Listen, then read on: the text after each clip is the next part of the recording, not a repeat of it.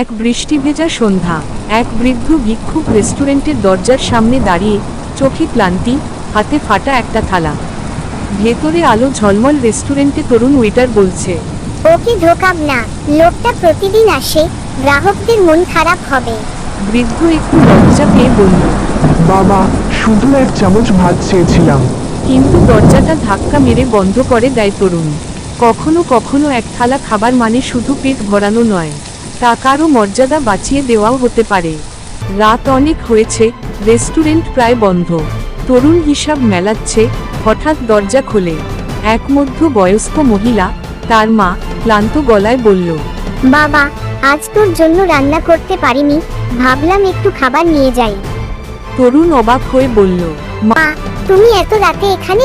মা মৃদু হেসে বলল, হ্যাঁ, ওই নতুন দোকানটা না, আল আমিন ফুড কর্নার, ওখান থেকে নেব ভাবলাম।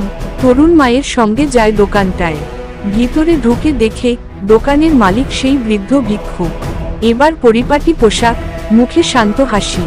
বৃদ্ধ এক থালা খাবার এগিয়ে দেয় মায়ের দিকে। চুপচাপ বলল, খিদে চেনা মুখগুলো আমি বলিনি। তরুণ স্থির হয়ে দাঁড়িয়ে থাকে, চোখ ভিজে আসে।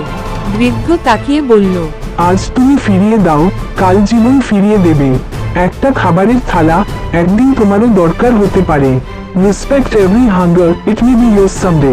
গল্পটা যদি ভালো লাগে তাহলে অবশ্যই চ্যানেলটা সাবস্ক্রাইব করবে, লাইক, কমেন্ট এবং শেয়ার করতে ভুলবেন না প্লিজ।